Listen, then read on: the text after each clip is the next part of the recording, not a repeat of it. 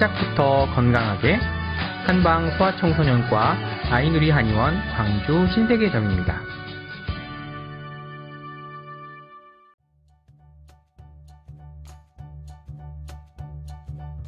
현대사회에 접어들면서 급속도로 늘어나는 현대 질환들에는 여러 가지가 있습니다. 그중 틱장애는 과거에는 희귀할 정도로 찾아보기 힘들었지만 최근에는 한 반에 2~3명꼴로 발견된 만큼 점차 흔해지고 있는 추세인데요. 그래서 오늘은 소아 틱 증상에 대해 다뤄볼까 합니다.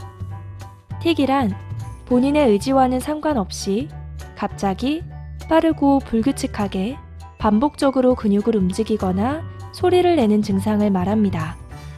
보통 학습량이 늘어나기 시작하는 초등학교 입학 시기 전후로 가장 많이 발현되며 초등학교 고학년에 올라가거나 증상 강도가 중등도 이상 심한 경우에는 스스로 인지하게 되면서 사회성이나 학습적인 부분까지 힘들어하게 되는 경우가 많습니다. 틱 증상의 발현율이 높은 아이들은 기질적으로는 예민하거나 생각이 많은 아이, 혹은 착한 아이 증후군처럼 감정 표현이 서툴고 책임감이 강한 아이들이 대개 주변 사람들의 감정에 대해 눈치를 많이 살피게 되며 그 과정에서 스트레스에 노출되기가 쉬운데요. 아이들은 정서적으로 미성숙하고 불안정하기 때문에 이는 신경계에 지속적으로 심리적인 자극이 되어 틱 증상이 유발될 수 있다고 보고 있습니다. 틱 장애의 진단은 공식적인 진단 체계인 DSM-5의 틱 장애 진단 기준으로 보게 됩니다.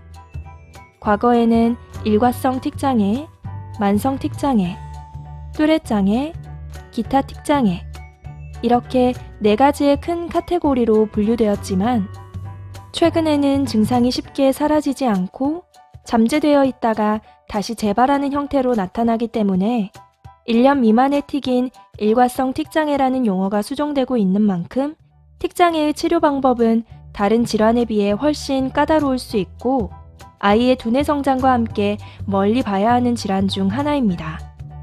틱 증상의 진행에는 일반적인 패턴이 존재하는데 동작 틱의 경우 눈, 코, 입 등의 얼굴 근육을 깜빡이거나 찡그리는 형태에서 목이나 어깨를 흔들기도 하고 배에 힘을 주거나 점프를 하는 등 작은 근육에서 점점 큰 근육을 사용함에 따라 증상 강도가 악화된다고 보고 있습니다. 마찬가지로 음성틱 역시 헛기침처럼 하는 작은 소리 혹은 저음에서 힘을 주는 소리, 보성, 돌고래 소리, 욕설 등 큰 소리나 고음으로 커질수록 증상 강도가 악화된다고 보고 있습니다.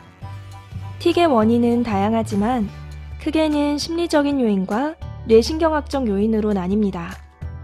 심리적으로는 초등학교 입학 이후부터 학습량이 폭발적으로 늘어나 학업 스트레스가 극심해져 틱 발생률을 높이는 것으로 보고되고 있습니다. 우리나라에서는 주로 학습과 가족관계에서 스트레스를 호소하는 경우가 가장 많은데요. 공부에 대한 강요와 부모로부터의 압박감, 긴장이나 불안, 그리고 친구와 가족관계에서 오는 자존심 손상, 분노, 적개심 등 부정적인 감정 변화가 틱의 발생과 밀접한 관련이 있다고 볼 수 있겠습니다. 뇌영상 연구에서는 뚜렛 장애를 보이는 환자의 기저핵 부피가 정상인에 비해 감소된 편으로 기저핵의 기능이 저하되면 운동틱 증상이 나타나게 되는 것으로 보고되었습니다. 이렇게 뇌의 구조 및 기능적인 문제로도 틱 증상이 나타난다고 볼 수 있습니다. 우리 아이에게 틱 증상이 나타났을 때 사람들 사이에서 아이가 혼자 반복적인 동작이나 음성 양상을 표현한다면 아무래도 평범하지 않고 튀는 행동에 대해 부모님들이 지적을 하시는 경우가 많은데요. 증상에 대해 지적을 할 경우 일시적으로 틱이 사라지기 때문에 증상이 없어진 것처럼 보이지만 나중에는 오히려 더 심하게 나타나거나 다른 양상의 틱으로 진행되기도 합니다. 그렇기 때문에 혼을 내기보다는 틱이 발생되는 원인에 대해 먼저 파악하여 악화를 예방하고 조기에 근본 치료를 할 수 있도록 해주는 것이 중요합니다. 소아 특징상에 대한 궁금증이 조금 해소되셨나요?